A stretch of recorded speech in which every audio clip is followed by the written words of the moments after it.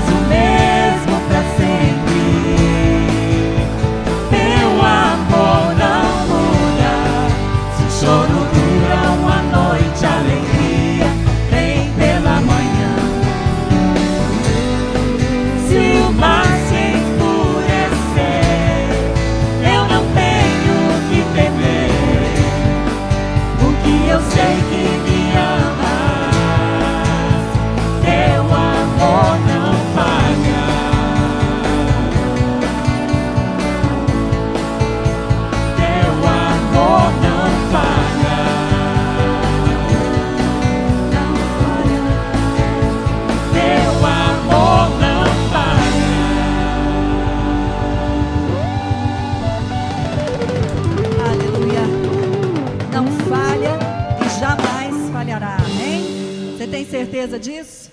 Amém, aleluia. O cântico que nós vamos cantar agora é daqueles tirados lá do baú. Mas eles citam o Salmo 125.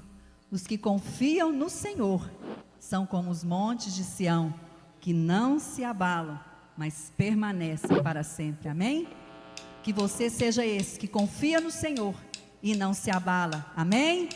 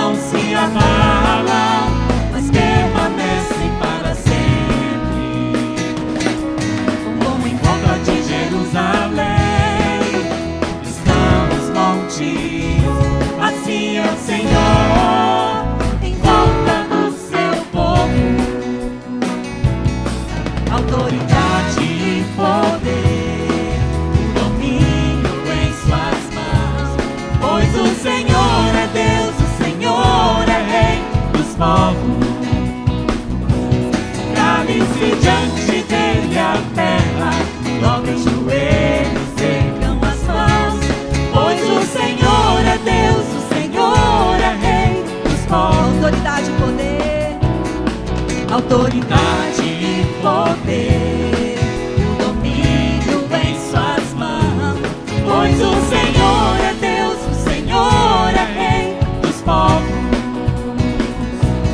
Cale-se diante dele a terra, dobre os joelhos, ergam as mãos, pois o Senhor é Deus, o Senhor é Rei dos povos.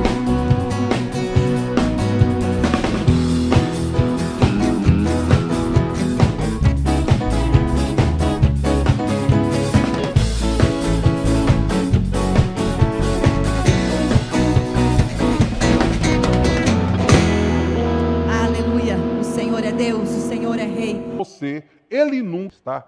E vamos falar com Deus. Pai, muito obrigado porque estamos reunidos esta noite, porque a Tua palavra será pregada. Não importa o que as forças do mal, da oposição, do inferno queira, nós sabemos que o Senhor está conosco, o Senhor vai caminhar conosco, a Tua presença conosco é constante, nós temos esta promessa na Tua palavra, e já queremos de antemão Te agradecer por aquilo que o Senhor vai falar ao nosso coração nesta hora.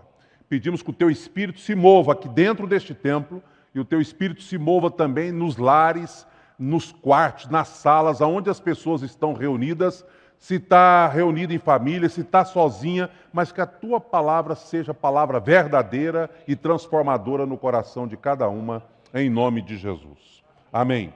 Então, como eu disse, o tema é Deus jamais nos abandonará. Eu quero só repetir de novo o texto. Conservem-se livres do amor ao dinheiro, contentem-se com o que vocês têm, porque Deus mesmo disse, nunca o deixarei, nunca o abandonarei. E nós dissemos, as pessoas te decepcionam e te abandonam, mas Deus jamais vai te abandonar. Deus jamais vai nos abandonar, e aí eu vou te dar 3 momentos na vida em que nós podemos estar certos de que Deus não vai nos abandonar. O primeiro deles é, mesmo quando as circunstâncias mudam e o inesperado chega. É interessante porque o texto que nós lemos vai mostrar que existem circunstâncias inesperadas e outras que são previsíveis. Quer que eu separe as duas? É previsível que a gente envelheça. E ao envelhecer, é evidente que algumas coisas naturais começam a acontecer. Não é? As forças diminuem. Não é? Como eu disse aqui de manhã, tem um pastor que fala assim, pastor, o prazo de validade de alguns órgãos nossos vão vencendo, vão atingindo o prazo de validade. E por isso você já não tem mais o mesmo vigor, a mesma saúde, as mesmas coisas que você conseguia ter quando era adolescente, quando era jovem, etc. Agora, outras coisas podem não ter sido planejadas, mas acontecem. Por exemplo, uma mulher com filhos pequenos ficar viúva e ter que cuidar dos filhos. É algo que pode não ter sido planejado, aliás, não foi planejado, mas pode acontecer, não é? E ela tem que desempenhar papel de mantenedora, de pai, de mãe para esses filhos durante um bom período de tempo e talvez a vida toda.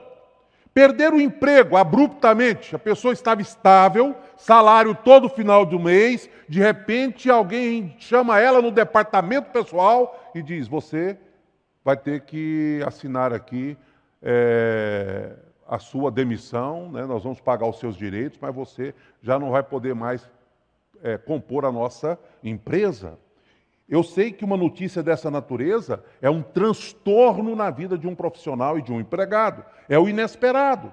E aí, dentro desse ponto, mesmo quando as circunstâncias mudam e o inesperado chega, vem o texto que eu li de Deuteronômio. Nós já lemos, eu vou passar todo o texto aqui, porque ele vai ser repetido na sequência. O verso 2, Moisés admite a sua idade. Não é? Agora eu queria que você pensasse um pouquinho no choque que a nação de Israel sofreu no momento em que Moisés declarou que ele iria largar a liderança. Não é? Sem dúvida alguma, aquele Moisés que liderou o povo de maneira tão brilhante, de repente anunciar que vai deixar a liderança, causou ali um impacto na vida daquele povo. Eu disse aqui que Moisés, eu creio que não existe nenhum curso de liderança cristã que não apresente Moisés dentro desse curso, ou que não fale sobre a liderança de Moisés dentro do curso. Moisés virou uma unanimidade quando você pensa em termos de liderança. Vamos falar de liderança. Um dos primeiros personagens que vem à memória, a imagem que vem à memória de qualquer leitor da Bíblia é a imagem de Moisés. Sem dúvida alguma, a saída de Moisés da liderança provocou um choque na mente daquele povo que era liderado por ele. Um outro aspecto interessante, não só porque Moisés era uma figura singular, era um momento também singular que o povo estava enfrentando. Depois de um tempão de 40 anos no deserto, agora eles vão conquistar a terra. E exatamente agora, exatamente no momento em que eles vão conquistar a terra, vem a notícia de que a liderança vai mudar. Você sabe muito bem que liderança mudar num momento crucial gera instabilidade, medo. Não é? E é isso exatamente que aconteceu com o povo de Israel, quando recebeu a notícia de que o próprio Deus estava ordenando uma mudança. Mas veio uma promessa, olha, o Senhor vai na frente de vocês. Só que a promessa de que o Senhor iria na frente deles é maravilhosa. Mas a promessa de ir na frente e também a informação de que tiraria Moisés para colocar Josué, gerou essa angústia no coração. Aí o verso 6 diz assim, já está na tela o verso 6. Sejam fortes e corajosos, não tenham medo, nem fiquem apavorados por causa delas, pois o Senhor, o seu Deus, vai com vocês, nunca os deixará e nunca os abandonará. Está aí então a primeira promessa de que o Senhor jamais nos abandonará, não importa as circunstâncias que nos cercam. Esse versículo Seja Forte e Corajoso é um versículo animador e talvez muito apropriado para o momento que nós estamos vivendo, onde a sociedade está tomada pelo medo. E eu tenho aprendido que a coragem, ela só se expressa no meio do medo. Se você nunca teve medo e não tem medo, então você também não tem coragem, sabia? Porque a coragem é a vitória sobre o medo. Isso é que é coragem. Por exemplo, nós temos algumas histórias bíblicas, quando a gente se refere ao termo coragem, também salta à nossa mente. Uma delas é a vitória de Davi diante do gigante Golias. Aquele gigante amedrontava todo mundo. E se Davi não tivesse convicção plena da presença de Deus com ele, ele nunca enfrentaria aquele gigante. Vocês acham que ele enfrentaria? Prova é que o próprio Davi diz: você vem em mim, até mim, com toda essa armadura, não é? Com toda essa sua experiência de guerreiro, mas eu vou a ti em nome do Senhor dos Exércitos. O que fez Davi enfrentar o gigante foi a coragem que ele adquiriu da parte de Deus para vencer o medo que a lógica daquela situação produzia. Porque a lógica não aponta para outro rumo. O jovem baixinho, o gigante, o jovem pastor, músico, não é? Inexperiente, o gigante experimentado em guerra. Que chance tinha Davi de vencer aquele homem pela lógica da situação? Contudo, ele foi forte, ele foi corajoso, porque ele sabia que o Senhor estava com ele. Pensa em Esther, que enfrentou o rei para defender o seu povo. Né? Que experiência de coragem teve Esther? Pensa no próprio Pedro e João enfrentando o Sinédrio. Que coragem daqueles homens dizendo assim: nós vamos obedecer a Deus e não a vocês. Então nós temos alguns exemplos de coragem na Bíblia. Não é? E a coragem significa não desistir diante de uma pressão. Sabe qual é o grande problema nosso nos dias de hoje? É que estamos vivendo sob pressão. Mas nós não podemos desanimar, nem fugir do desafio e nem perder a esperança. Nós precisamos ser corajosos. Coragem. Aí você pergunta: mas pastor, como é que eu posso ser corajoso? Então o texto vai dizer como. É apenas crendo na promessa do Senhor, que diz assim: pois o Senhor, seu Deus, vai com vocês. Deus nunca os deixará e nunca os abandonará. É esse o segredo. Como é que eu adquiro coragem? Quando eu entendo que o Senhor vai comigo e não vai me abandonar. Eu estava me lembrando, que quando a gente fala que coragem, ela só existe quando tem medo. Eu sou super medroso com brinquedos radicais aí nos parques de diversões. E eu sempre, quando eu vou em parque de diversões, eu quero andar no trenzinho, né? Quando muito, o brinquedo radical é a roda gigante, se ela não for muito alta. Né? Mas o ano passado, nós estávamos em um parque e tinha um brinquedo que todo mundo falava bem do brinquedo e gente, vamos logo porque tem muita fila, vamos logo porque lá é bom. E aí eu disse assim: eu vou nesse brinquedo. Na hora que eu falei que eu ia, eu já fiquei com medo só de ter falado. Mas aí eu fui e entrei na fila, dessa fila eu não saio, né? Aí eu comecei a olhar: tem idoso muito mais velho que eu nessa fila, tem criança nessa fila, tem mulher nessa fila. Não é possível, gente, que eu vou perder essa experiência. Eu vou ficar aqui. E fiquei. Né? E da hora de entrar foi uma luta, o trem meio escuro, aí você sobe num elevador grande lá e tal. E eu subi. E a Ivani do meu lado, ela é mais aventureira do que eu. E depois que eu passei pela experiência, eu queria voltar no brinquedo outra vez.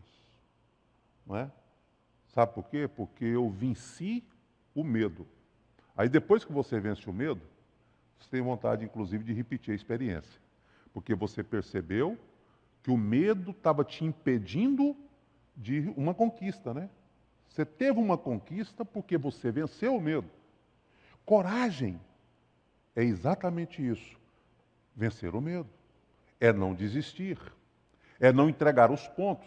É não permitir que as circunstâncias te engulam. É dizer assim, eu vou reagir e eu vou vencer. Aí o texto continua. Não é? E aí, depois que ele convoca Moisés, ele repete de novo, seja forte e corajoso, no verso 7.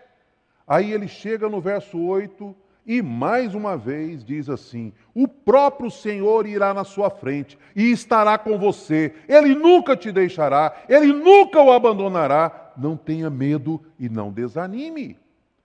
Se a gente parasse aqui e fizéssemos aqui o dever de casa, dizendo uns para os outros, não desanime, não tenha medo, vá em frente, não desista, nós já teríamos saído daqui abençoados e fortalecidos pelo Senhor. Talvez a mensagem que nós temos que sair daqui de dentro, e você que está nos vendo aí na sua casa, tem que sair com ela, pregando durante a semana, por todas as redes sociais, para todos os seus amigos, é exatamente esta. Não entregue os pontos, não desista, não tenha medo, em frente, tenha coragem. Mas aonde eu vou adquirir essa coragem, pastor? A coragem está na companhia do Senhor. Ele disse, eu vou estar com você. Em hipótese alguma, eu vou te abandonar. Se Deus vai na nossa frente ou se Deus vai conosco, meu querido, nós não temos o que temer. As circunstâncias, por mais terríveis que sejam, o Senhor conosco é garantia de vitória. Se o medo tomou conta do seu coração, tensão, ansiedade, como é que vai ser lá na frente?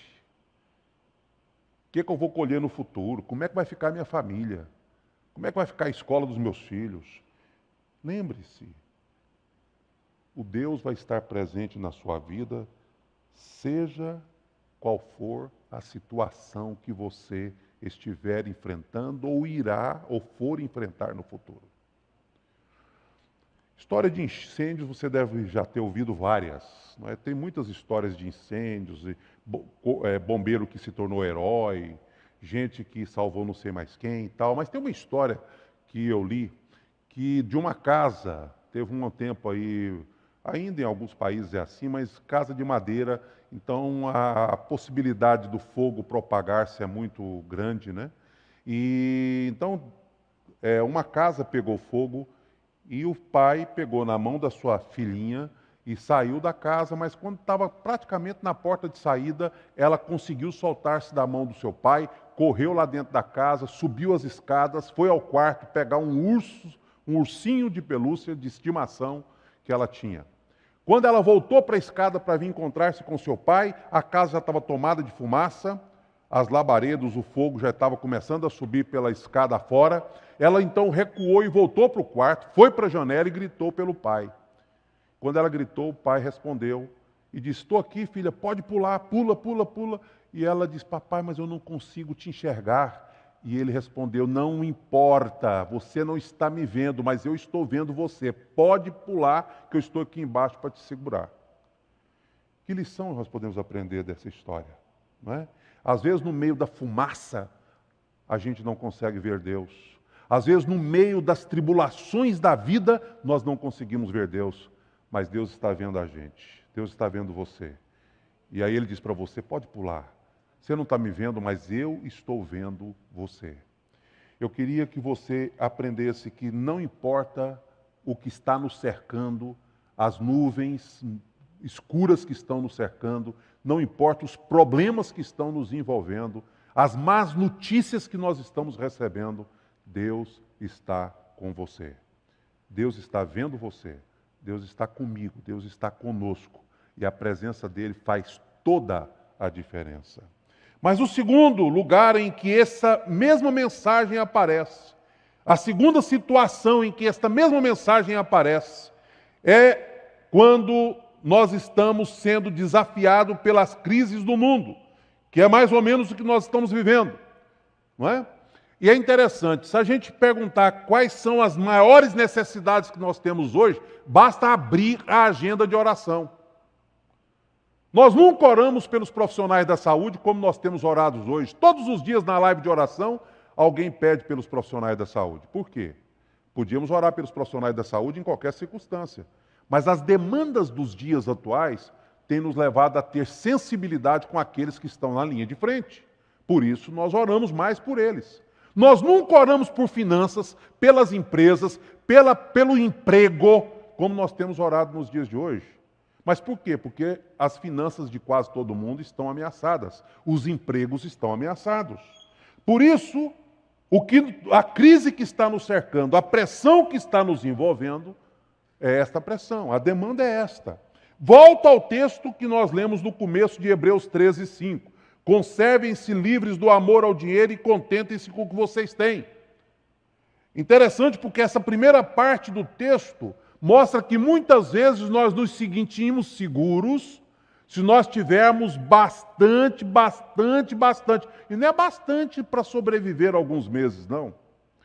Estava fazendo uma conta simples. Uma família que tem de despesa, não estou falando de investimento e gasto, de despesa, com supermercado, com alguns itens de primeira necessidade, 5 mil por mês, e tem 100 mil numa reserva de poupança, ele tem 20 meses garantido. Mas assim mesmo ele fica inseguro, porque ele gostaria de ter 1 milhão guardado. Você sabe por quê? Porque nós temos uma tendência de confiar no que nós temos, e não no Deus que nós servimos. E o texto está dizendo, gente, desapegue. Lembre-se de uma coisa, você precisa sentir segurança no Deus que está conosco em toda situação. Eu transcrevi uma frase que eu li essa semana que diz assim: aprecie o que você tem em vez de ressentir-se do que você não tem. É interessante. Quando eu paro para pensar, eu me sinto uma pessoa privilegiada. Eu tenho muita coisa que está para além do que eu planejei e imaginei que teria na minha vida. Mas quantas vezes eu sou tendente a querer algo que eu não tenho? Não é? Isso vale para tudo. O meu carro é ótimo, mas de repente eu estou pensando num carro que está melhor do que o meu. E aí eu digo assim, nossa, essa pandemia veio numa má hora, porque eu estava pensando em trocar o meu carro. Estava pensando em trocar a minha moto. Talvez seja a hora de você apreciar o que você tem, ao invés de sofrer pelo que você não tem. E você sabe como é que você consegue isso? Quando você coloca Deus acima de todas as coisas. E Ele está dizendo para você hoje à noite, sabe o quê? Eu estou com você. Eu jamais vou te abandonar. E se Ele está comigo e Ele jamais vai me abandonar, eu preciso acreditar que eu estou seguro. Eu estou seguro. O Senhor prometeu que não vai deixar faltar nada para mim. Ele cuida de mim melhor do que Ele cuida das aves dos céus e dos lírios dos campos. Portanto, eu estou seguro. O básico, o necessário para viver de maneira saudável, de maneira digna, eu tenho certeza que o Senhor não vai deixar faltar nem para você e nem para mim. Porque a presença dEle prometida me garante isso. Olha o que diz o texto de Filipenses 4:6, não andem ansiosos por coisa alguma, mas em tudo pela oração e súplicas, com ação de graças, apresentem seus pedidos a Deus, aprenda a depender de Deus, agradeça, peça, suplique, e lembre que a fonte de tudo que você precisa está em Deus. Ainda mais Jesus no Sermão da Montanha disse, busquem, pois, em primeiro lugar o reino de Deus e a sua justiça. E o que completa o versículo é, e todas estas coisas lhe serão acrescentadas. Que coisas são essas? As coisas básicas que você precisa. Não se preocupe com o que você vai comer, com o que você vai vestir, porque o vosso Pai Celeste sabe de tudo que você precisa. Então esqueça essa angústia, essa ansiedade, e busque o Senhor em primeiro lugar, porque estas coisas serão acrescentadas na sua vida. Jovem, não esteja ansioso quanto curso, emprego, quando é que a faculdade retorna. Quem sabe Deus está querendo que haja um intervalo, uma pausa, um parêntese. Tente fazer uma leitura do que Deus quer, qual é o propósito de Deus na sua vida. Jovens, façam isso. mas assim, o adulto, o marido, a mulher, o casal, mesmo num mundo que você vive sob pressão, experimente a bondade do Senhor. Experimente o que o salmista nos ensinou. Agradeça ao Senhor porque Ele é bom e o seu amor dura para sempre. Seu amor dura para sempre. Eu mandei uma mensagem para a Ana Lídia e pedi autorização para usar o nome dela e para trazer aqui a experiência da Ana Lídia, seminarista da nossa igreja, membro da nossa igreja, que está de quarentena em casa, deve estar nos assistindo, e o seminário não está tendo as aulas e o regime de internato do seminário está suspenso aí por tempo indeterminado, de acordo com as orientações das autoridades. Mas eu queria resumir, a história da Ana Lídia é uma história que está aí dentro de um período de talvez mais ou menos uns 3 anos de acompanhamento pastoral. Primeira vez que a Ana Lídia me procurou, muito tempo atrás, ela procurou para dizer: pastor, eu sou uma pessoa vocacionada, eu tenho um chamado missionário. Só que eu ainda preciso discernir e entender esse chamado. E eu queria que o senhor me ajudasse, me aconselhando, orando. Depois a gente deu um outro passo, o outro passo foi colocando alguém da experiência missionária para aconselhá-la, para conversar com ela. Mas a Ana Lídia foi sendo, de certa forma, convencida pelo Espírito, ela foi tomando a decisão dela, mas ela tinha uma escolha a fazer, ela era uma concursada do Banco do Brasil na posição de gerência. Ou seja, já tinha uma carreira em andamento já por muitos anos.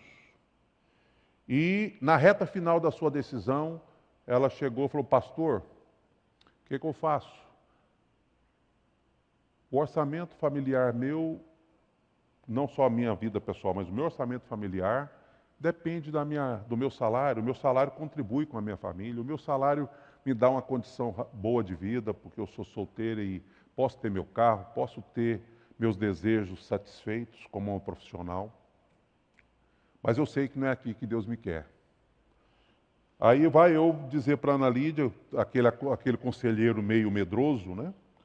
Ana Lídia, que tal você pensar na hipótese de servir ao Senhor como missionária, sem perder o seu emprego? De repente você pede transferência para uma região, vai para lá você vai ser uma funcionária do banco tem influência, funcionário do banco tem condições de penetrar na sociedade, você vai servir o Senhor lá.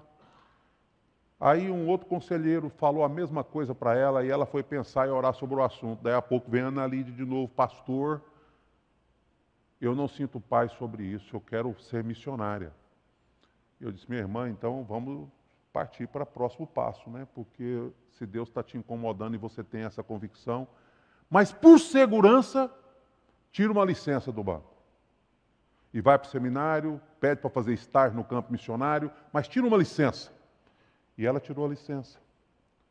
E quando foi no início desse ano, ela me liga dizendo: pastor, eu tenho que dar uma resposta até tal dia, porque o banco disse: ou eu reassumo, ou eu preciso me demitir. E eu disse: qual que é o desejo do seu coração? Pastor, eu não tenho nenhuma dúvida do que eu estou decidindo fazer. Dá um friozinho. Não é fácil você abrir mão de tudo que eu vou abrir. Mas eu estou realizado e estou mais convicta do que no começo de que Deus me quer como missionária. Então vai em frente. Aí ela fez a sua carta de demissão e me ligou: pastor, ponto final, já me demiti do banco. E é interessante porque ela fez ela não foi precipitada, concorda? Ela teve todos os passos de cautela. A gente tem que realmente ter convicção plena de que é Deus falando. Às vezes Deus fala de maneira tão impactante, tão rápida, que Ele falou e você já resolveu. Às vezes Deus fala pelas pessoas, fala pelas circunstâncias, mas uma das frases que ela falou para mim várias vezes foi que ela estava tão bem com a decisão que ela tomou. Ela estava tão em paz. Você sabe por que ela estava bem em paz, sabendo que ela ia perder um concurso público e um emprego? Ela estava bem, estava em paz, porque ela tinha certeza que estava no centro da vontade de Deus. Andar em obediência, aceitar o chamado, a convocação de Deus Isso gera paz. Ah, mas e aí? Vou perder um salário, perder o emprego, perder a aposentadoria, perder não sei quantos anos de... Nada, você ganhou na obediência ao Senhor. Ganhou na direção de Deus na sua vida. Porque a promessa dele é: nunca vou te deixar e nem te desamparar. Não é? E Deus, quando promete que não vai nos abandonar, isso para nós já é o suficiente, porque a Bíblia diz: se Deus é por nós, quem será contra nós? Terceira e última situação em que Deus jamais nos abandonará é quando Ele nos vocaciona, quando Ele nos chama, quando Ele nos desafia para o trabalho. Não é? E nós temos isso na grande comissão. Conhecemos o versículo, o texto bíblico: portanto vão, mandamento ou comissão, façam, mandamento ou comissão, discípulo de todas as nações, batizando-os em nome do Pai, do Filho e do Espírito Santo, ensinando-os a obedecer tudo o que eu lhes ordenei, e eu estarei... Agora a parte final, que faz parte do teor da nossa mensagem: e eu estarei sempre com vocês até o fim dos tempos. É o nosso tema. Grande comissão, venham me servir. E há uma contradição, porque se a gente conhece a história de Jesus com seus discípulos, ele escolheu os discípulos andaram com ele. Não é? Aí Jesus é preso, o tempo todo Jesus explicou para os seus discípulos: eu vou morrer, eu vou ser perseguido, eu vou ser sepultado, mas eu vou ressuscitar. Estava tudo muito bem explicado na cabeça dos discípulos, porque Jesus não deixou margem para dúvida. Mas aí Jesus é preso, e a partir da sua prisão começa o processo de deserção dos seus discípulos. Primeiro, Pedro nega Jesus. 2 discípulos que seguiam Jesus, Cleopas e o outro que a Bíblia não fala o nome, volta para Emaús, para a rotina. Eles tinham que ficar em Jerusalém, e ele volta para Emaús. Os discípulos de Jesus voltaram para suas rotinas, os pescadores voltaram para a pescaria. Todos abandonaram Jesus. Aí Jesus não desiste deles. Depois da ressurreição, o que Jesus faz? Marca o encontro com eles. Os 3 anos de trabalho não foi em vão. Não pode ter sido. E aí Jesus entrega para eles esta grande comissão. Diz assim para os seus discípulos, desertores, para os seus discípulos que o abandonaram. Diz assim: vem cá, vocês não podem desistir da obra do meu Pai. Eu quero que vocês continuem. Eu estou indo para junto do Pai, mas vocês vão continuar a tarefa de espalhar esta mensagem pelo mundo. E o que o mestre está solicitando para aqueles homens gerou medo. Se Jesus morreu, o que vai acontecer conosco? Mas lembra que o medo é que tem que ser vencido pela coragem? Então o Senhor dá para eles uma promessa para que o medo seja totalmente derrotado e a coragem prevaleça. O Senhor diz para eles assim: eu estarei sempre, sempre com vocês até o fim dos tempos. Está com medo? Está perguntando como é que vai ser essa história? Talvez você esteja olhando para você: eu não tenho habilidade, eu não tenho talento, não tenho preparo suficiente, não tenho capacidade. O Senhor vira para nós e diz: o importante não é o seu talento, o importante não é a sua capacidade, o importante não é o seu preparo, o importante não é a sua habilidade. O importante, sabe o que é? É que eu vou estar com você sempre. A minha presença é que vai fazer a diferença. Todos os dias, sempre, até o final dos tempos. Conte comigo. Fanny Crosby. Fanny Crosby, uma menina que teve um problema nos olhos e procurou o médico. E segundo a história e a biografia que você encontra, inclusive, na internet, se você citar o nome dela, você vai encontrar.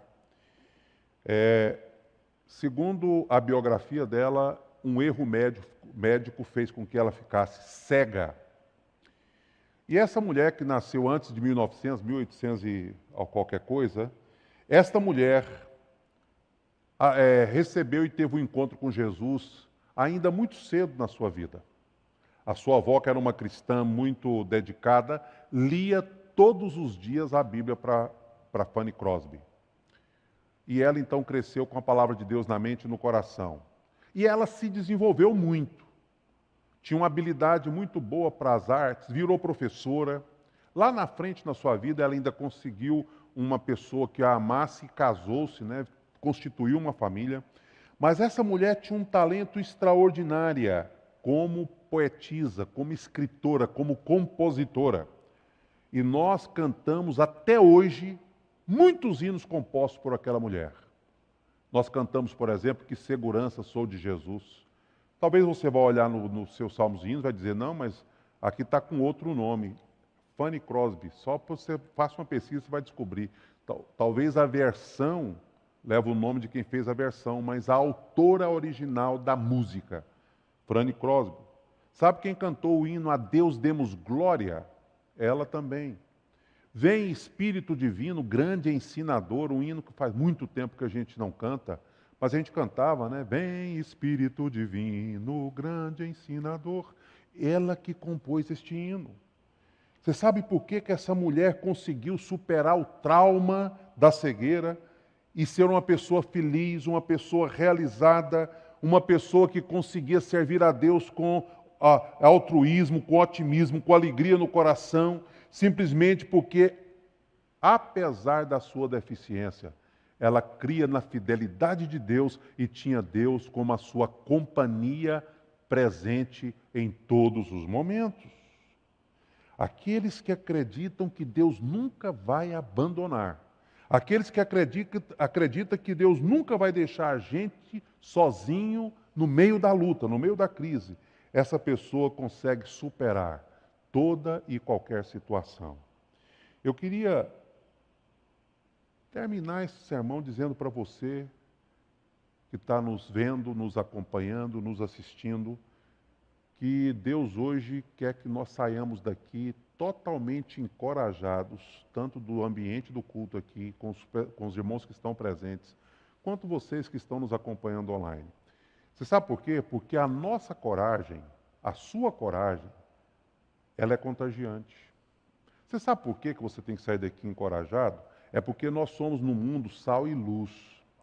Se você que crê em Deus e acredita que Deus está sempre presente, sair daqui desanimado, ou sair da frente deste seu aparelho, ouvindo essa pregação com medo, você vai contagiar as pessoas com seu medo e com a sua falta de fé e de coragem. Mas você sabe quantos milhões de cristãos que creem que Deus cumpre as promessas que faz, que crê na palavra de Deus, que busca Deus em oração, nós temos espalhado pelo mundo? E o que dizer do Brasil? Se por um lado o desespero contagia, o medo contagia, por outro lado, a coragem também, ela é totalmente contagiante. Saia motivado, encorajado. A última palavra não é a palavra do político, não é a palavra da imprensa. A última palavra não é a palavra dos técnicos da saúde, profissionais da saúde. A última palavra não é do vírus. A última palavra não é do mundo. A última palavra é de Deus. Você não crê nisso? Então sinta-se encorajado pelo Senhor. Eu tenho uma convicção e uma esperança de que nós vamos sair dessa situação muito mais forte do que entramos. Como igreja nós vamos sair mais forte. Como família nós vamos sair mais fortes. Como profissionais nós vamos sair mais fortes. Eu creio nisso. E eu creio porque a palavra de Deus diz que Deus jamais nos abandona. Não importa a situação. Quero orar com você. Vamos orar? Senhor Deus, nós estamos aqui como igreja do Senhor, e assim como nós temos tantos personagens que diante do impossível foram vitoriosos, nós queremos também, ó Deus, nos posicionar hoje. Eu sei que o Senhor muitas vezes requer da tua igreja, do teu povo, um posicionamento. Pai, nós não queremos nos nivelar e nem nos ser influenciados pelo negativo. Não importa se tem milhões de pessoas falando algumas coisas negativas, eu não quero me nivelar a elas. Eu quero ficar com a mensagem da tua palavra. Eu não quero seguir outras pessoas, eu quero que outras pessoas me sigam na medida em que eu creio que o Senhor está no controle. Eu quero que outras pessoas olhem para mim e se inspirem, sabendo que é possível viver uma vida corajosa, de fé, de esperança, num Deus vivo que prometeu estar conosco. Por isso eu quero clamar ao Senhor nesta noite. Que o Senhor levante um exército de servos do Senhor para ir para o mundo. Para dizer para todo mundo que nós não devemos ter medo, porque o Senhor tem controle sobre todas as coisas, inclusive sobre esse vírus avassalador, porque o Senhor é o Deus do universo, o Rei soberano. Não deixe que o medo nos consuma. Não deixe, ó Deus, que nós nos acomodemos e nos acovardemos diante de situações em que o Senhor quer que a tua igreja se levante para programar uma mensagem de esperança e fé, uma mensagem de coragem para o mundo que está ao nosso redor. Nós não estamos menosprezando o problema, nós não estamos nos levantando em rebeldia, nós estamos nos levantando em fé, em coragem, para dizer que nós cremos no Senhor e no controle que o Senhor tem sobre todas as coisas. E nós pedimos que o Senhor levante, ó Deus, esta igreja, a igreja do Senhor que está nos ouvindo, as pessoas que vão assistir esta pregação depois, levante um exército a partir desta mensagem, desta pregação, de pessoas que queiram contagiar o mundo com a coragem, sabendo que quem semeia coragem no nosso coração é o Senhor, e a promessa que o Senhor faz de que o Senhor vai estar conosco. A tua presença é que faz toda a diferença. Por isso, aonde há gente desanimada, Pai, traga ânimo. Aonde há gente com medo, traga coragem. Aonde está gente triste, traga alegria do Espírito. Aonde tem gente, ó Deus, ansiosa, gere paz no coração. Faça milagres nas vidas, Deus. Que nós sejamos transformados pelas verdades da palavra do Senhor. É o que nós oramos, pedimos, em nome de Jesus. Amém.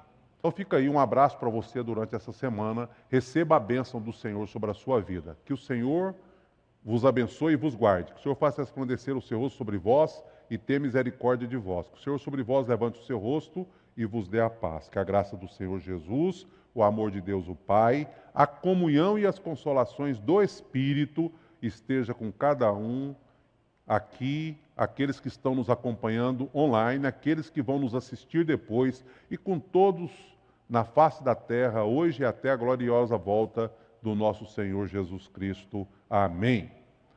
Grande abraço para você, uma boa semana, que Deus abençoe sua vida.